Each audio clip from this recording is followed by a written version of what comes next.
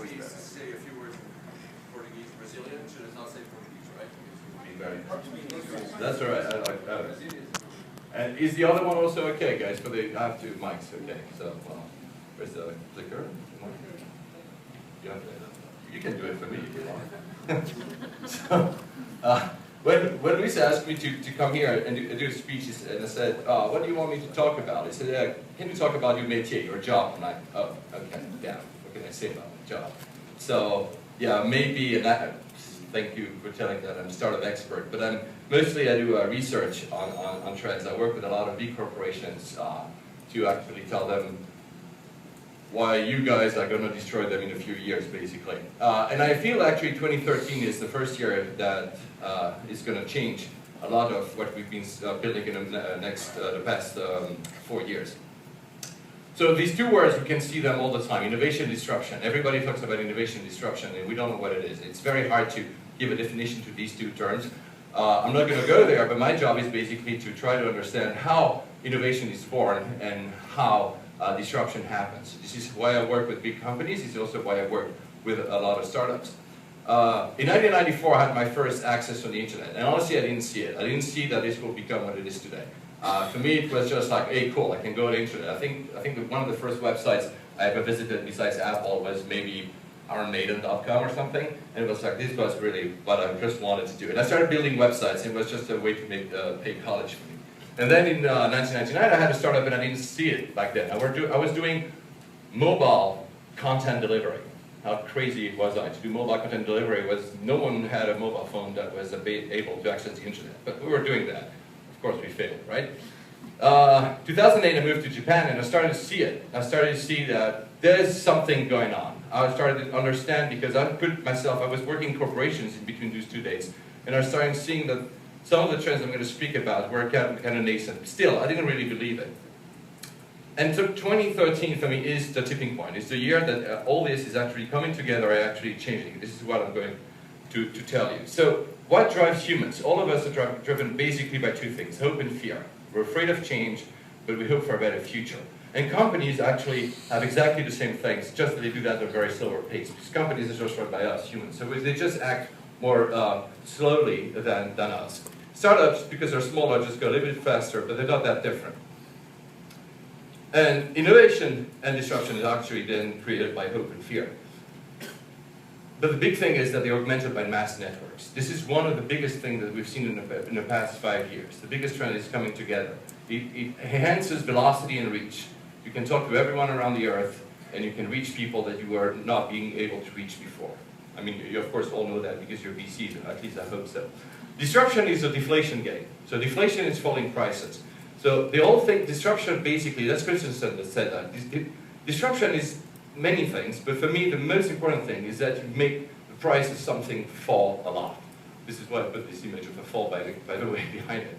It's, you play with falling prices. These all startups are doing. And incumbents, the big companies that I'm actually working with, these big companies are addicted to large margins. They play on a margins game. So they make a lot of money being a middleman and getting a lot of money on the margins. And you guys, when you're a startup, what you do is actually you play with a very, very little margins. And these big corporations are not able to adapt to that reality, dramatically lowering prices. And the best example is, of course, YouTube versus television. So YouTube, of course, is free. It's free also to create your content and put it in there, while television is not. And all the television executives you're going to hear, if you know any, will say, yeah, but YouTube is crap. They don't say YouTube is crap, it's bullshit. It's just like cats and people doing crazy shit. And while on TV you have like amazing shows, but still, people are going on YouTube much more than television nowadays. Because actually, what YouTube has done is that dramatically lowered the price of access of production. This is exactly what startups are doing. This is one of the best examples, but there are many others. So, dramatically lowering prices at mass scale.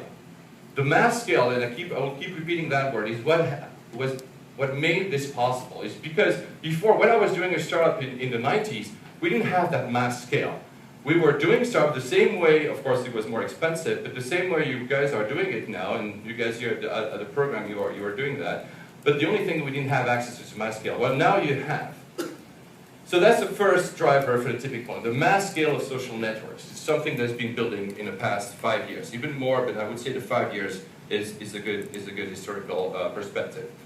Then it's how many people are online.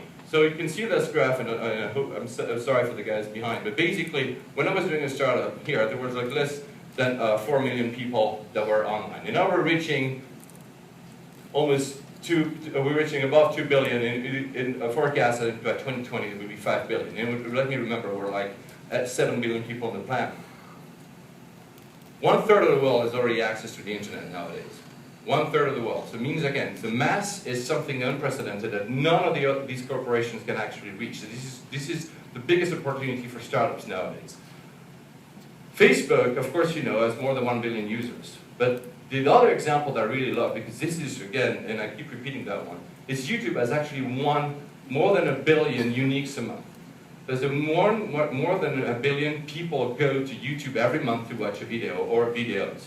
It's massive. And you still have some TV executives, as I said before, they say, it's crap. It doesn't matter. It's not important.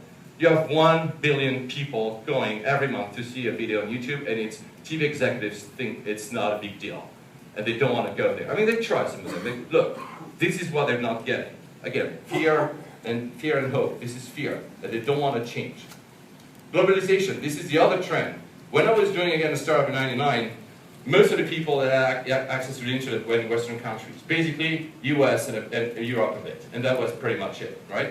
Nowadays, if you look at this number that I took from Comscore, and I just took the four big Google, Microsoft, Facebook, and Yahoo, you can see that the lighter part of the chart is actually the access that are done outside the US. So basically, all the accesses are made outside the US now. They're not made in the US anymore. So the companies are looking for internationalization. And if you love movies, it's the same thing. Now, when Hollywood released movies, they were thinking of a US market. Now when Iron Man is being released in the world, outside the US first, because actually this part of the world is where they make more money than inside the US. It's exactly the same trend we're seeing here, but these numbers are massive. And I didn't put it there, but the estimates will make the US actually tiny. When you think about China, India, or Brazil, or Russia, the US will be a little dwarf in that world. So that's the second tipping point, the mass globalization of social networks. And the globalization, the fact that everybody has access to it. And of course, I didn't put it there, but there's also networks that you might never have heard about, like Tencent in China. Tencent is only in China, has 800 million users. So it's almost as big as Facebook. Then, I just put hashtag here because everybody talked 2 years ago about these revolutions that happened in the Middle East, this Arab Spring, right? And all the others, like we're seeing now something happening in Turkey, which is maybe not a revolution, but basically there's movements going on. Movements that seems to be springing from nowhere, sprouting from God knows where. And these, again, are allowed and made possible by these networks. And I put the hashtag because, of course, Twitter is probably the one that is most important in that respect. So basically, networks have enabled these communities to get together. That was not possible before. Now communities can reach beyond borders, beyond your small village, your country, beyond your continent. And we can learn about things. And they also, and this is very important, they enable trust. For 5 years, and again I put 5 years, we can say it's more, we've been using Facebook. Who has Facebook here? I think this is pretty big, right? You use Facebook every day, pretty much everyone, right? You start learning about how to communicate with other people and trust at the fact that even, I remember the first maybe 2-3 years of Facebook, everybody was telling me, oh, but I don't want to friend someone. He's not a friend, right? Friend is just semantics. At the end of the day, what it allowed you is actually to communicate with other people and start having trust, even if you've never seen someone. There's Ivan over there that I had never met before, like 6 months ago. He used to do this fantastic software called Blogo, software to write on WordPress. I've never met it, but still, I knew about it. It was possible for me to communicate with it. And I'd never been to Brazil, that's not true, I'd been once. But never to Brazil. This is exactly what you can do, and that was not possible before. Another thing that big corporations have a hard time understanding, and again, I work with these corporations, and I can tell you they don't see it. They see it, but they don't want to see it because it's, again, fear. Networks enable, of course, transparency, and this is, I know it's a bit idealistic, but the fact that everything is open makes people we trust, and also we become more transparent in what we do. I mean, of course, that also involves people putting pictures about their cats or their food every day, but we're becoming more and more transparent. And that transparency enables trust, and trust enables transparency. That's a very virtuous cycle. And networks are being basically utilities. If you think about it now, if any startups comes to me and say, I want to be the next Facebook, I want to look at them and say, yeah, well, maybe, but whatever. At the end of the day, especially Facebook, but Twitter certainly will be, they are utilities. It's like gas, water. It's a utility. You don't even think about it anymore. You just go there. I mean, maybe the means of accessing will change. That you went from a PC to a mobile, and maybe tomorrow you'll have Google Glass or whatever you have. But you still, these networks will be around there, will be part of our lives. And this is a given deal. I'm not saying that Facebook will survive. Maybe Facebook will die in 5 years. That's not the issue. But social networks, social networking, even if it evolves, is here to stay. So that's the third driver, the maturity of these networks. It's been 5 years. At the beginning, we're like playing with it, fiddling with it. Now it's almost natural for everybody around the world. Of course, I know some countries do not have full access to the internet. I'm not even thinking about China. I'm just thinking of Iran, of Burma, of these countries. But still, it's coming. This is a trend. This is the way it's going. And of course, this is the biggest one, and this is why I like working with Papaya, this is the mobile growth. And have you all maybe pretty much seen this graph? This is the sales of PCs versus the sales of smartphones and tablets. So you can see the growth is completely insane. Again, I was doing a startup thinking about mobile here, right? I mean, this is only smartphones, it doesn't comprise mobile. But look at the trend. It's been flat basically for the past 12 years, 13 years, while mobile has been exploding and continues to explode. And everybody has a mobile, everybody has a mobile, everybody has a mobile. I keep seeing that. I've been to all the countries you can imagine, and everybody has a mobile. This is the mobile says, I want to show you this for another statistics will come in a minute. You can see the growth, the expected growth in 2017. That's Ben Evans, he's an analyst based in the UK. If you love mobile stuff, you should follow him because he actually puts the best estimates out there. And as you can see, it's the smartphone. The growth of smartphone will be the biggest one. This is population, mobile, smartphone, PC. As you can see, PC won't even grow. I will even say that it will actually decrease, and tablets will grow. Why do I say that? If you look at this growth, it means that by 2017, 71% of the literate population of the planet, the people who can read and write, will have a smartphone.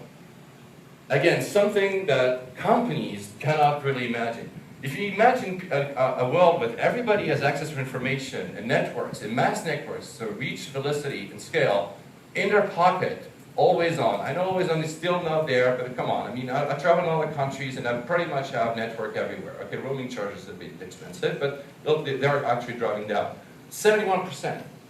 All the trends I've been telling you comes to that. Everybody will have the ability to access these networks and communicate with each other, and why not actually create startups? This is actually a platform shift. These, and I'm not going to go through this, but this is basically in the 60s with our mainframe computers, and then we went from here, basically PCs, the web. This is mobile. This is how many mobile phones are connected to the internet. Actually, this is look at this number. Look at the growth here. We're seeing something that we've never seen before, and this is the unprecedented. This is the driver number 4. The explosion of mobile, the explosion of access that has never happened in the history of technology in the history of our world.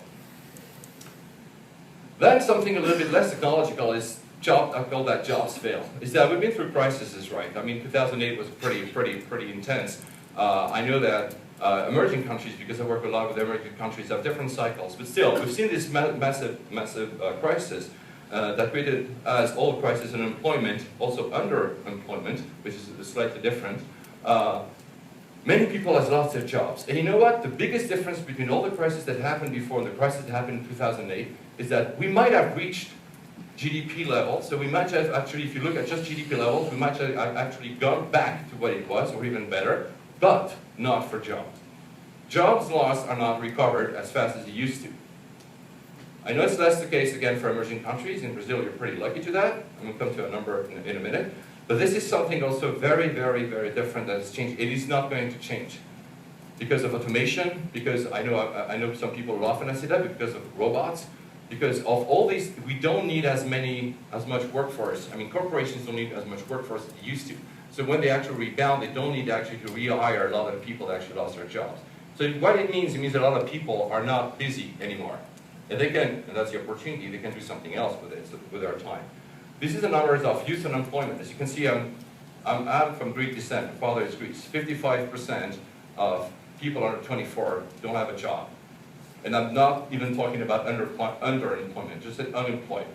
Spain, 53%. The EU average is about 23. I looked for the number for Brazil. We were below, you're actually even below OECD average. So again, emerging markets have a different dynamic. But still, these are numbers of people that don't have a job and that might never find one if they go through the normal route. This is something also very new. It used to be, 40 years ago, that you would basically do whatever. You didn't have to go to university, you would find a job without having any problem. That doesn't happen anymore.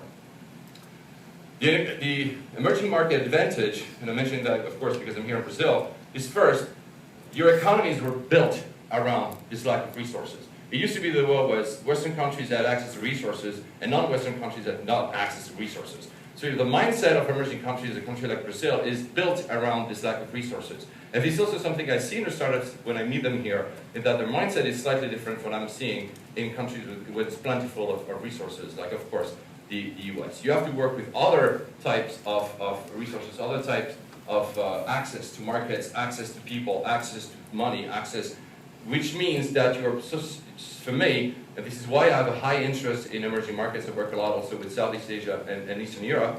It's because you have a mindset that allows you, I think, to be in the long run better than us, Westerners, if I can say it like this. Second thing, and I don't want you to take it the bad way, you're also providers of global workforce. When I say that I don't want you to take it the bad way, because I said that once in the Philippines where I used to live, and people say, yeah, we're just people to be outsourced. That's not what I'm trying to say. Of course, outsourcing is part of it, but because I live in the Philippines. Outsourcing is part of it, but also, because of these networks, you can, again, if I take the example of Ivan, you can actually stay here and you do your work and do your software here. You don't have to live in San Francisco. You don't have to live in London where I am. You don't have to live in wherever. You don't have to. You can actually now do it from where you are. And this is a huge force for, especially again, because emerging markets have that mentality built by design into their workforce. So that's the driver number 5, the new rule of global workforce economics. And then the old gatekeepers, I kept repeating about them, and there's many. I just mentioned a few here. Corporations are obviously the most obvious, but governments are as well. Because governments, what they do, they control competition. What they mean to control competition is not because I'm not saying that they want to do bad, but they have a lot of lobbyists. My previous job, before I was doing consulting for startups and companies, I was a lobbyist myself. If you've seen the movie Thank You for Smoking, that was me. I was doing that in Europe, in Brussels. I was actually protecting companies like cigarette makers. Yes, and ice. So I know how it works. I've seen it firsthand. You lobby, and unions are the same thing, I put it in the end. You lobby for your workers, or you lobby for your companies. You try to alter the course of legislation, alter the course of competition, because you want to protect. And of course, that's the heart wants to protect our own. But these stifles competition. Universities, in a way, are also doing that, because universities, if you think about it, universities also are the limiting factor to careers. If you go do an MBA in Harvard, you supposedly have a better shot at doing a better career than if you go to a non-Ivy League university, or if you go to an emerging country university. And there's this cascading of things that basically made it that some universities, some educational systems have a better shot, and we're telling you, if you come to us, if you pay us the money, you'll go through. Well, these are the old gatekeepers. Corporations, of course, as well. And I could put, like, banks are also some kind of, but I don't want to go there now. So basically, all this is protectionism, and it's unsustainable. And we're seeing that because of the cracks that happen because of the last crisis. People cannot find their jobs anymore, so they don't believe in the system anymore. So this is really unsustainable. Again, I know the dynamics is slightly different in a country like Brazil. So the old gatekeepers cannot provide for the people anymore. They cannot just promise that everything's going to be great and everybody's going to have a job. This is gone. I mean, they still try, and I'm not saying that they're not doing good by trying, but for me, it's impossible to actually succeed at that anymore. And now that we have these networks, we know that because we speak to each other, because we actually see what's going on elsewhere. We're not North Korea, where in North Korea you still ask people, I've never been there, but we ask people, what do you think about the US? And actually they all say that the US is actually starving, they don't have enough food, because that's the only information they have. We're the complete opposite. We exactly know what's going on everywhere. Not exactly, but we have a pretty good idea of what's going on. So the top-down organization can keep up, we can see it, so that's driver number 6, inadequacy of top-down organization. I'm not saying that all of them are inadequate and that they will die. It's not exactly the same thing. I'm not saying there's not a place for corporations or government or unions. I'm just saying that these models are not the only model that actually can, and they will actually be displaced by force that come from the bottom. So, with all this, with those 6 drivers, what happens? What do we do with that? It's great to say, I'm pontificating here about that, but what's the next step for that? So what I think is that, first of all, and I said it already, we learned how to trust with social networks. We learn how to trust people that we don't know. We learn how to trust like strangers, foreigners, people from other countries, without actually having to meet them anymore. And that changes the dynamic of the economy.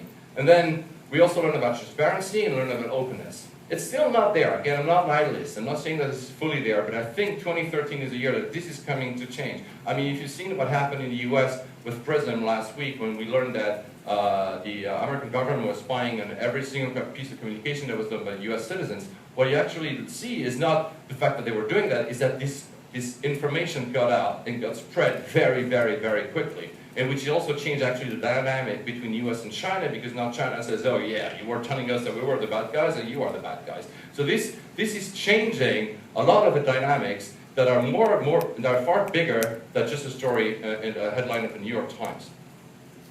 So this is what the whole crux. We're using now this trust, these networks, to provide for ourselves. If corporations, if government, if unions cannot provide for us, we have to do it ourselves, at our own level. And this is the sub-trends that I'm going through that we have seen it. So the internet, for me, who knows what the agora? Agora is a term in Greek that basically says it's a bit of a marketplace, an exchange of ideas, is what I use that. If you want to use marketplace, it's good. I think it's the reason I like agora is it's a bit more than a marketplace. It's also ideas, people just meeting each other. So the internet is a global and free agora, free marketplace. To a certain extent, again, I agree that there are some hicks there and there, but I mean, basically, that's it. And it liberates a new supply of ideas, people, and goods and services. This is exactly what we're seeing right now, and you've seen many, many examples. I mean, many people think only about Facebook and just meeting each other, but I'm going to run through examples of companies that do more than that. So, of course, the communities, Twitter, Facebook, DeviantArt, I put these, but there could be many others. Just people who meet each other. DeviantArt is a little bit more, but you can actually even sell your art, but basically it's just meeting. This was the first stage of these communities. Now, if you go further, you have the global human capital. Has anyone heard about Odesk or Elance? So basically, these are companies that provide, I can say, like, I do a show, weekly show about digital. And instead of actually doing everything myself, or instead of hiring someone who lives in my city because maybe the price is too high, I just go there and I put a request. I need a guy who does video production, and I need another guy who does transcripts of my videos, and I need another guy who does design for my website. And actually, I get answers, and I've got now one guy in Beijing, one guy in Southeast Asia, and one guy in North America doing that for me. And these are networks that liberate these forces, because I don't even need not to look for these. I actually have platforms that allow me to do it. Elance is basically the same thing as many others. There's Rev, there's many others. So these are, and now you have also these P2P marketplaces. Of course, you know Airbnb. The big thing with Airbnb is not that it's a marketplace. The big thing with Airbnb is like, you guys, like, I have something, it's my own, but I can use it to generate more revenue. So if I have a house, I have an extra room, I can say, oh, I want to put extra revenue in that room that I have, or my house if I'm traveling. I'm traveling a lot. Lyft. It's a company in the US. It's basically for cars. The same thing. It's the thing. There's two models. Either you want to do car sharing. I'm going from point A to point B. Who wants to come with me, and you get paid for that? Or I don't need it, because actually I think the number is 90% of the time of your car is spent parked in front of your house. You only use it 10%, 8 to 10%, depending on the country. Of course, it's an average. But basically, you can liberate the 90% and actually say, oh, do you want to use my car? You pay me. I don't need to go to Hertz at Avis. I actually directly go through such a website and I actually get money. But the important part is not, it's the model behind it, it's the ID. I have something and I use it to generate more revenue. This changes a lot because this also changes how companies will think about the product and services, because if this mindset that is growing is there, and it is, the products I will choose to buy, I will think also, okay, I buy this, but I want to be able to buy something that will also let me generate more revenue. And I will not buy the rest, because the rest I just have access. I don't need to buy a car, I can use yours. And you don't maybe need to actually, I don't know, you don't need to live anywhere, and you can only just like rent my space from Airbnb. And I put all our lending club, for instance, lending club is the same thing for financial lending. I mean, you need access to fast cash instead of to go to a financial institution. I'm like, hey Daniel, can you lend me some money? And there's a platform, and you get some money, you get some interest there. AngelList, and you all know AngelList, basically the same idea. Instead of going for, sorry, because I have two things behind me there that dropped my pants. That's a low-rise pants, right? Instead of actually looking for deal flow through serendipity or events, I just go on AngelList, and I have actually a full deal flow. There's F6S as well that does the same idea, but basically it's the idea of we don't need middlemen anymore. Even though these companies are somewhat a middleman, we don't need middlemans anymore. I can have access directly to IDs, capital, products, service. Access. Access is more important than ownership. And Udemy, same ID for, I don't know if you know Udemy, it's same ID for education. Basically, I can put a course there, and I'm going to be paid by whoever wants to take the course. It's completely, any one of you can put a course there, whatever you want, you just put it there, then, and if I suddenly stumble upon your course because it's interesting for me, I just pay you. I know a friend of mine, he put like 50 hours of video, and in less than 1 month, he already earned more than $25,000.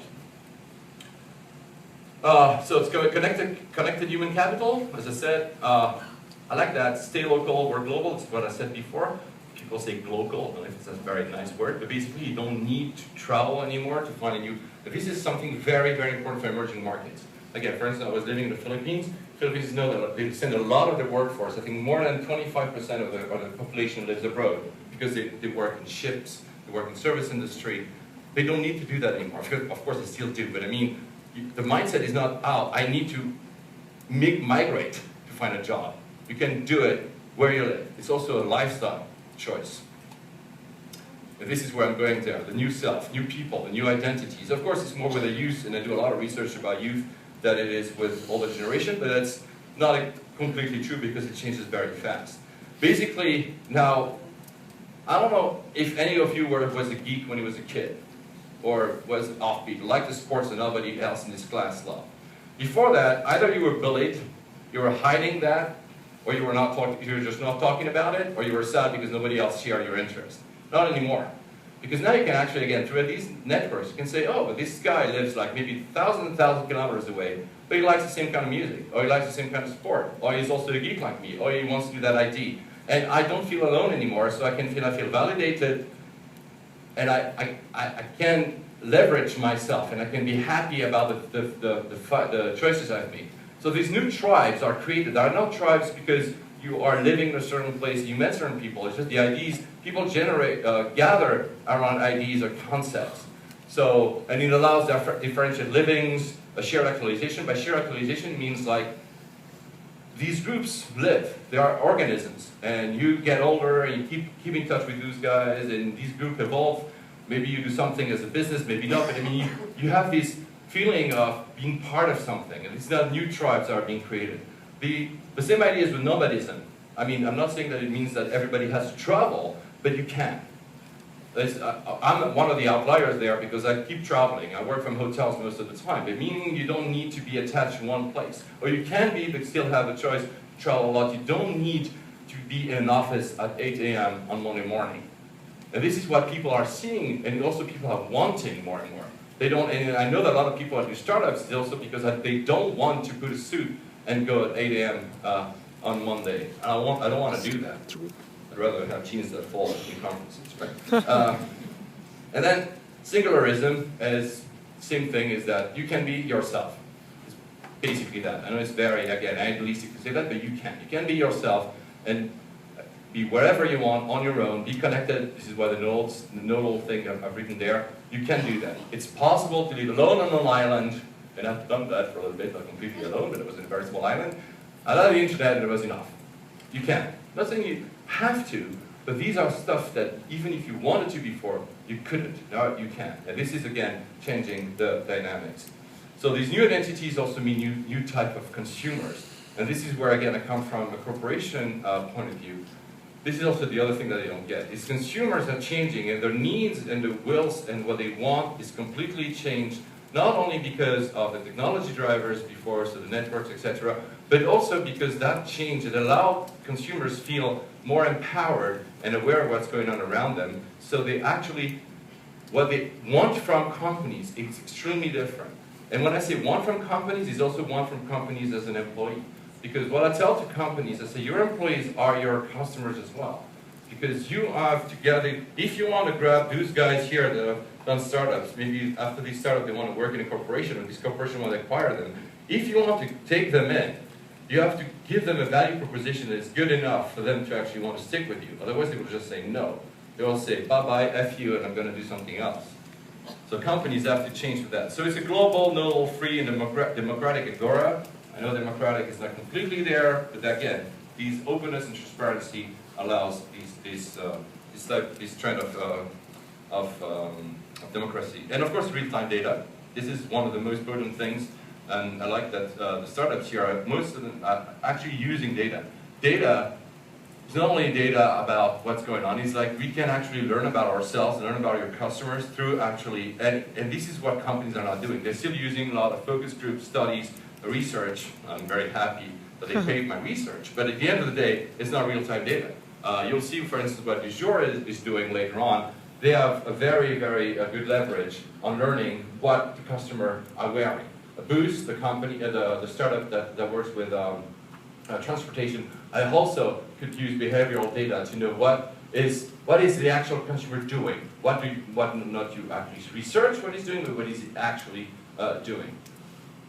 And of course, and I know these data can also be used negatively. They can also be used, I mean, do you trust Facebook? I don't know. Do you trust Twitter? I don't know. But I mean, again, I'm talking about a trend. I'm not saying that Facebook will survive. Right now, there's still pros and cons, but we will get there. And I think 2013, again, is the year where all this is coming together. So basically, all these efforts I've just mentioned are constantly maintaining these falling prices. So they're constantly maintaining that disruption. So the agora is disruptive and on a constant basis. So the prices that have been falling down will not rise. They will not rise anymore. It's gone, and all these prices will go. Everything is being commoditized. And this is the biggest thing that companies do not, again, because they are addicted to margins, profit margins, that they will, it is said, that most of them will be Kodak, as I say, or if you want a blockbuster, if you want to use that other word.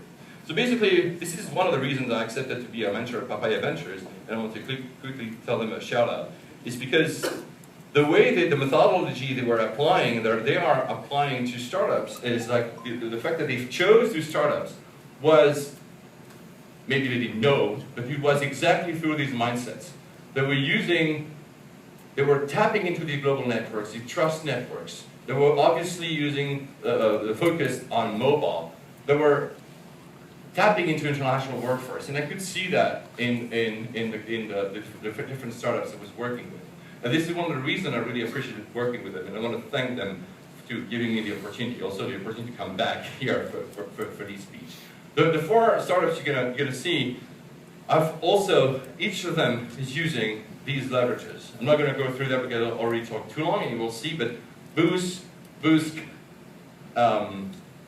and Usit, all of them are actually, because I believe because of the acceleration they went through, they learned how to use each of these drivers to actually make it. I'm not sure, of course, that they're going to make it. I really hope they do, but they really, really work through exactly these mindsets. They understand these new customers. They understand these new lifestyles that are going on. They understand that we live in a globalized world with trust networks.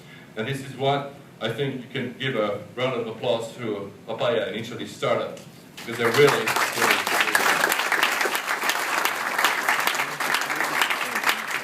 So what's after next? And I'm going to finish to that, because of course it's also an after next, and I'm not a futurist. I don't think you can connect the dots forward, as Steve Jobs famously said.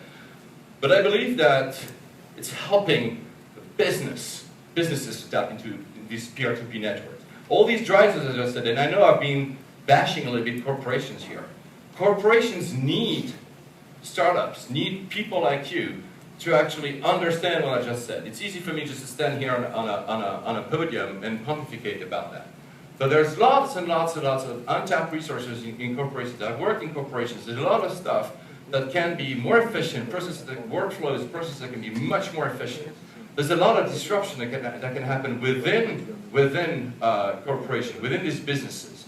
And this is, for me, the step this end of the year, next year. I mean, these companies, it's harder as startups because when you're young, I was one time, when you're young, you know about consumer because it's easy, something you have in front of you all the time. But learning about enterprise is much more difficult because unless you've been in a corporation, it's harder to see where all these leverages can be applied. But I believe that if we've heard about these 1 billion companies, you know, so I don't know, for instance, Instagram, for instance, of course, Facebook, that's more than 1 billion.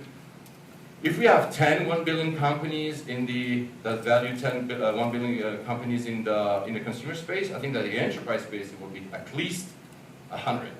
There's so much processes to be rendered more efficient that there is really, that's for me the next thing that young startups should look after. And I'm actually very happy because I didn't know that, but these two guys here and Papaya is actually their next theme for their accelerator is mobile B2B. So they're right into that target. So I hope that they will find this type of startups. And on that, thank you very much.